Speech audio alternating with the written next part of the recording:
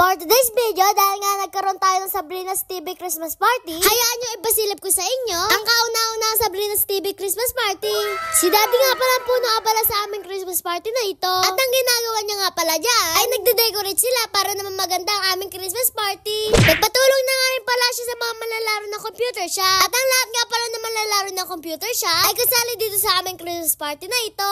Naglalagay na nga pala si Daddy ng decoration dyan. At ang nilalagay nga pala ni Daddy dyan, ayun nga pala yung lettering ng aming Sabrina's TV Christmas Party. Medyo excited na nga pala lahat na makakasali sa aming Christmas party na ito. At ang lahat nga pala nakasali dito ay kailangan ay may dalang-dalang exchange gift. Halagang 50 pesos nga lang pala yung exchange gift namin dito. Kasi dahil mga bata lang ang kasali dito, ang pinakamahalaga lang ay mag-enjoy kami sa aming Christmas party na ito. At nung matapos na nga pala si Daddy magdekorasyon dyan, ako nga pala ay sinundo na niya at kami ay pupunta na sa aming computer shop. Sa harapan nga pala ng aming computer shop ginawa ang aming Christmas party. At may dala-dala nga pala ako ng mga barya dyan para ipampapremyo sa mga palaro na gagawin namin. Yan guys, ito nga pala yung pinakaunang Christmas party namin na naganap dito. Kaya guys, ayan sila, nagagayak sila ng pagkain namin. So yan, tara, samahan nyo kami ganun yung Christmas party namin.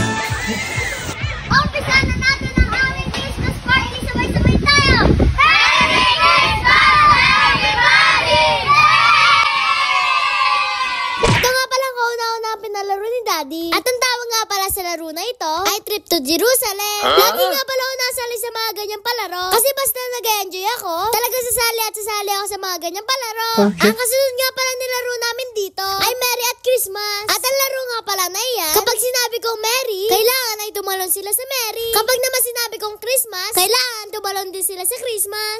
Sadyang nakaka-enjoy yung mga palarong pambata. Kasi sa mga palarong pambata, dito namin makikita ang kasiyahan namin mga kabataan. Ang kasunod nga pala na laro namin dito, ayan nga pala yung pasahan ng kalamansi na ang gamit dapat dito ay kutsara lamang. Hindi mo nga pala pwede kamayan yan. At kapag kinamay mo nga pala yan, ay pwede ka man disqualified sa laro na yan. Yan nga palang kalamansi na yan ay kailangan hindi lumaglag sa sahig. Kasi kapag lumaglag sa sahig yan, ay kailangan mong bumalik sa umpisa.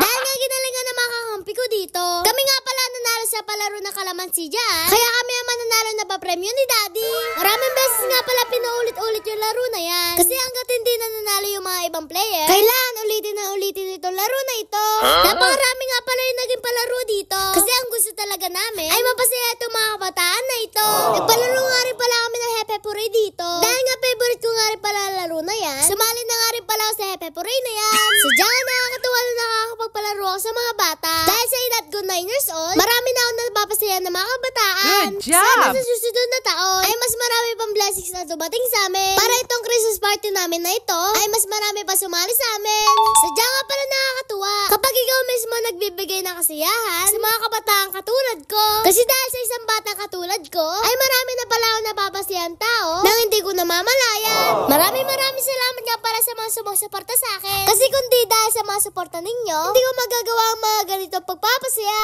Nagpalaro na nga rin pala si Daddy ng stop dance dito. At siguro naman alam nyo na yung stop dance na yan. Na kapag huminto ang tugtog, kailangan huminto rin sa pagsasayaw. Pero kapag tumugtog ulit, kailangan magsayawan ulit sila. At dahil nyo na pakagagaling ng mga player na sumali dito, kailangan pa siya sabuyan ng mga barya para matalo lang sila lahat. Pero dahil may tugtog naman, kaya pwede silang gumalaw. Kaya naman ang ginawa sa kanila para matalo sila ay ganito nga pala ang ginawa. Isa-isa nga pala kami binigyan ng close-up dito. At talaga kapag tumapat sa yung camera, ay talaga mapapagalaw ka nang wala sa oras. Kaya naman yung mga player, kahit hindi nila gusto ma-out, ay ma-out sila kapag natutukan na ng camera.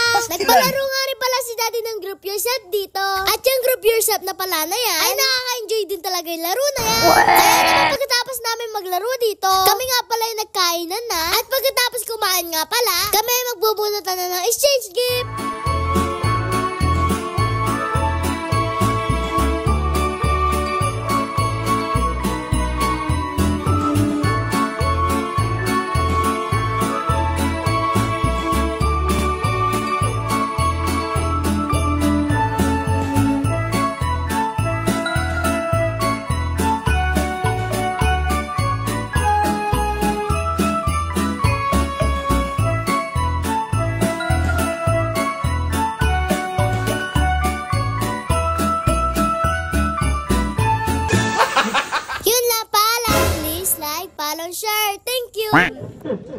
Papi. Oh. Oh.